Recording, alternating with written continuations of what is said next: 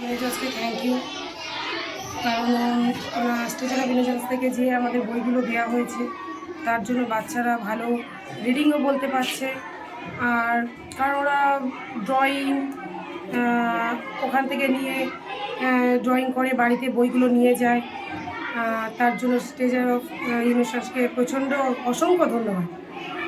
আর প্রথমত বলি যে এই যে বাচ্চাদের নিয়ে এতটা কাজে আগিয়ে যাওয়া বা ওরা এতটা শিখতে পারছে, বা ওরা যে হাতের যে কভারগুলো দিয়ে যে অভিনয়গুলো করা এইগুলো করছে ওরা। কালকে আমি করাচ্ছিলাম ওনাদেরকে, বাচ্চাগুলো প্রচণ্ড মানে আনন্দতে উৎসাহী হচ্ছে যে এইগুলো ম্যাম আমাদের খুব ভালো লাগছে। আমি বললাম যে এইগুলো স্টেজার অফ ইনোসেন্স থেকে এগুলো আমাদেরকে দিয়ে গেছে তোমাদের এগুলো করানোর জন্য।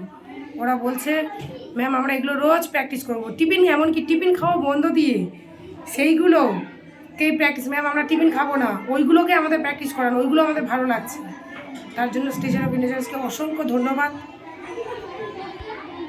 আর আপনারা অত দূর থেকে এসছেন আমাদের স্কুলকে নিয়ে, আমরা চাই যে আপনাদের হাত ধরে আরও বাচ্চারা কিছু উন্নতি করুক, আরও ভালো ভালো কিছু করুক, নিজে থেকে গল্প তৈরি করুক, সেগুলো আপনাদেরকে প্রেজেন্ট করি। আপনারা দেখবেন বাচ্চারা যাতে একটু ভালো কিছু পায়, ভালো জায়গায় পৌঁছতে পারে, ভালো রেজাল্ট করতে পারে। তারপরে যে স্কলারশিপ এক্সামগুলো হয়, স্কলারশিপ এক্সামগুলো বাচ্চাগুলো দিয়ে বলে ম্যাম সত্যি প্রশ্নগুলোও খুব ভালো, ওরা ভালো চায়, যে সবাই চায় যে স্কলারশিপ, কিন্তু একটা স্কলারশিপ তো সবাই পাওয়া সম্ভব নয়, যেহেতু একজনই পাবে। তাই ওরাও প্রচণ্ড মানে আগ্রহী, ম্যাম এক্সামটা কবে হবে, এটাই সবথেকে ভালো ব্যাপার। যে ওরা পরীক্ষায় পারুক না পারুক সেটাকে বলছে যে এক্সামটা কবে হবে, কবে আমরা দেব। ওরা তো খুব আগ্রহী। আমি বললাম যে ম্যামকে ফোন করেছিলাম, তোমাদের জানুয়ারি মাসের 13 তারিখে স্কলারশিপ এক্সামটা হবে, তো তোমরা আমাদের তার আগে আমাদের স্কুলে ফাইনাল এক্সাম রয়েছে, ফাইনাল এক্সামগুলো তোমরা দাও, দিয়ে তারপরে ওনারা জানিয়ে দেবে যে এক্সামটা কবে হবে। বলো আচ্ছা ম্যাম ঠিক আছে।